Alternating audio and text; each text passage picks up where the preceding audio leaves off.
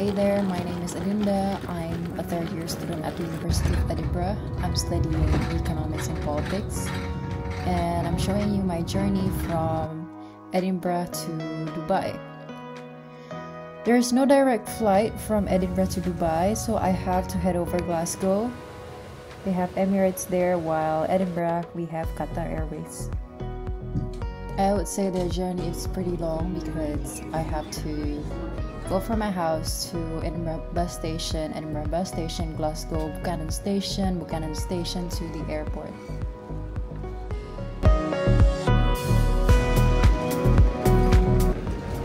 Once I reach Dubai, I head over to my hotel. I still have one day before the conference.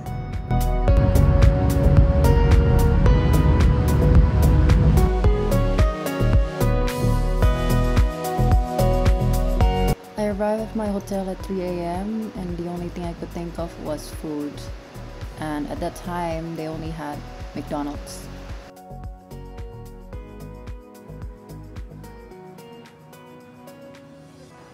During the day, the first day, I woke up at 7 and I remember that the rule of thumb was to start queuing for registration at 9:30 latest. It's my fourth COP, my fifth UN conference, and that's always been the rule of thumb, especially from my last COP in Glasgow. It was so disorganized. I queued for around 2 hours at that time, but in Dubai, it turns out I just lined up for no longer than 30 minutes. What's long was the queue for security.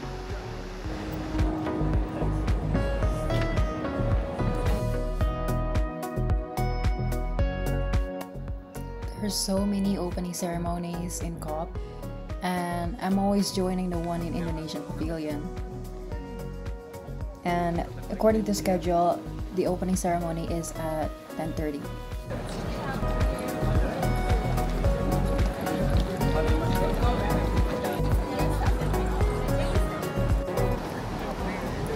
Although the venue for this COP is way much bigger than the one in Glasgow, I would say this venue, Dubai Expo City, is overqualified for COP.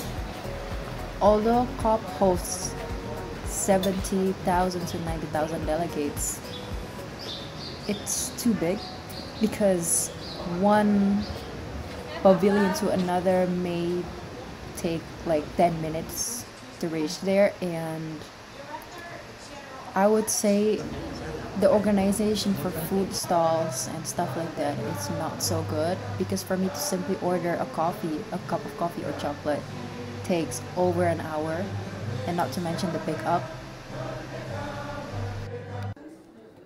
There are a lot of things I'm really proud of when it comes to Indonesian Pavilion.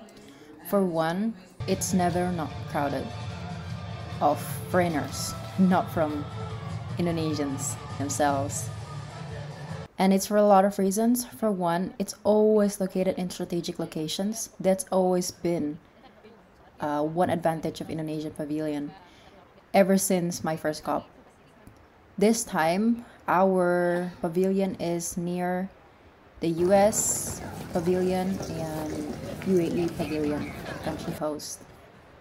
And aside from that, they never run out of creative ideas.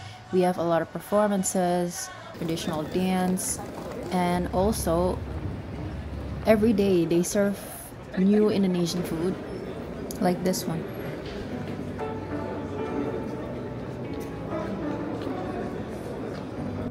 COP stands for Conference of the Parties, and its main focus is basically trying to fulfill the promises made in Paris Agreement that is signed by 196 countries.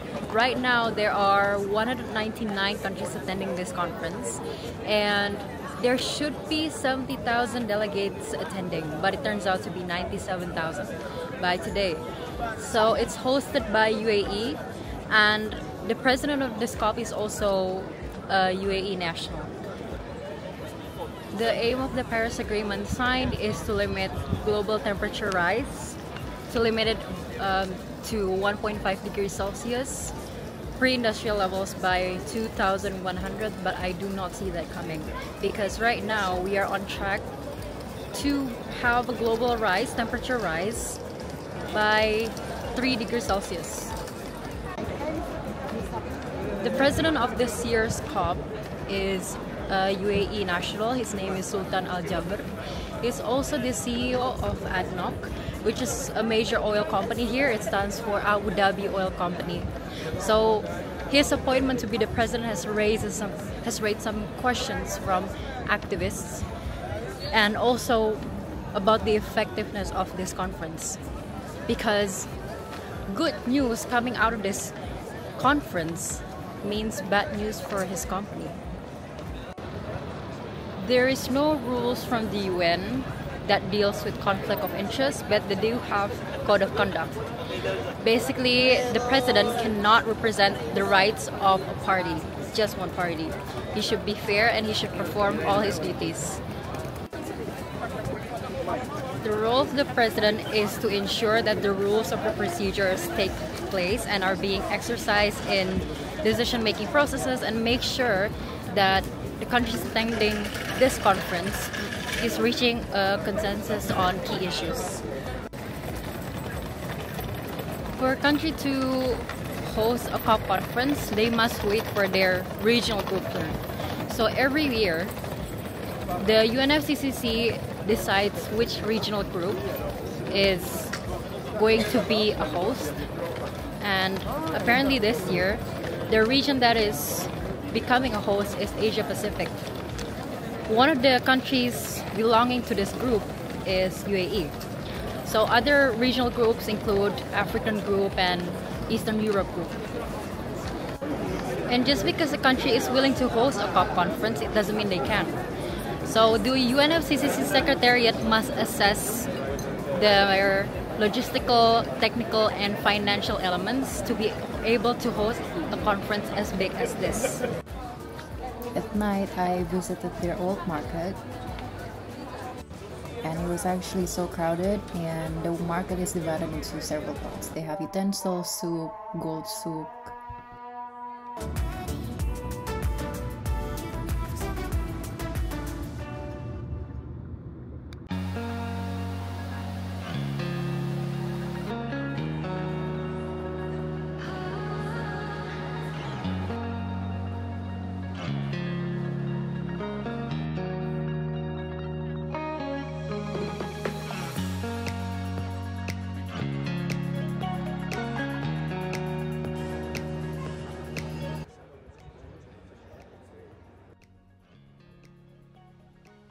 Redefining what meaningful engagement, youth engagement, and participation looks like. For one, it's a process that must involve both the youth and government. And the government must see youth not just as victims, but as agents, active agents, and agents of change. That way, it offers youth more motivation to do more and psychological protection that they are in control. So it makes them more hopeful and more resilient.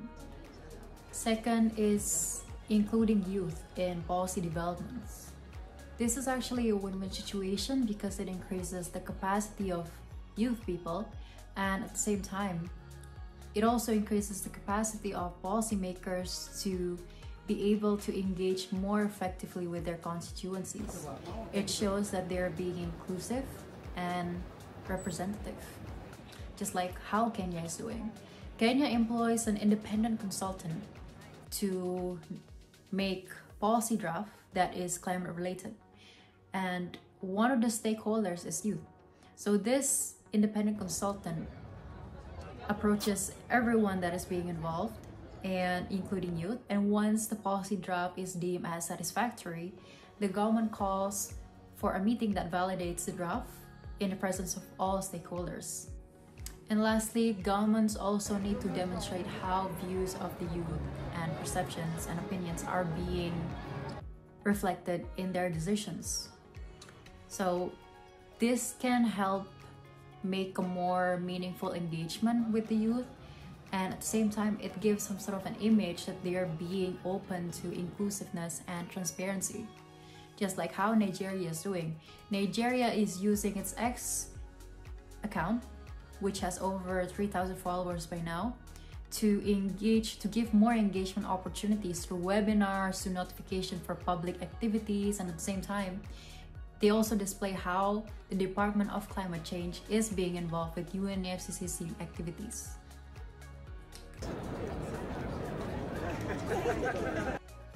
One important step is to get rid of common misconceptions about causes of climate change.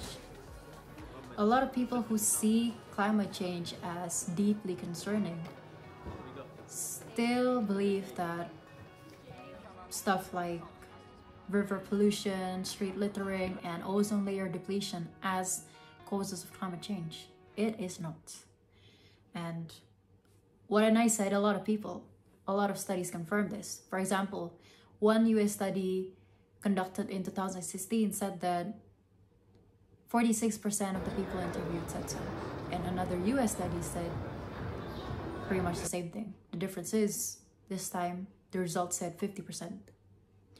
And so how do you get rid of this misconception? I would say there are 4 steps. Number 1 is to identify the student's prior knowledge.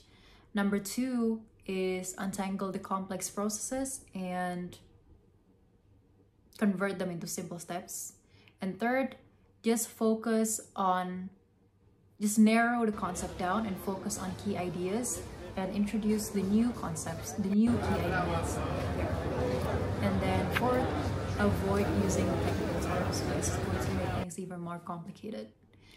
And you know what? This method has been proven to be more effective than conventional materials such as textbooks.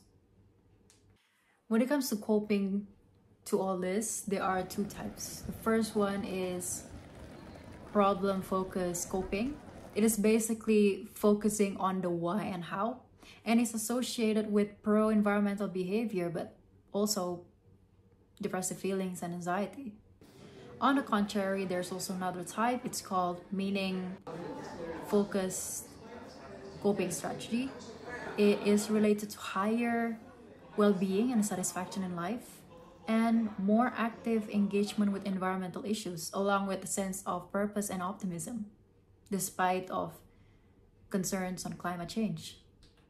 The role of educators is also important. In my opinion, a definition of good climate education involves personal relevance and engaging students. A good climate education enables students to link what they already know about the new material, create meaning and interest, and also attend to the information.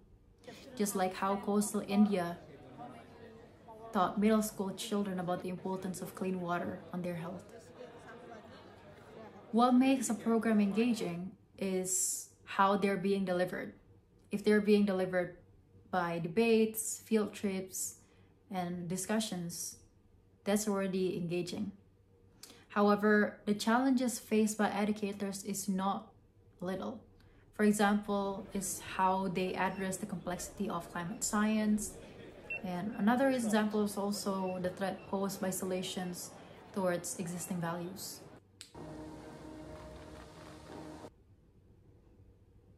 As a politics student, I can't help but reveal my fear to answer the question.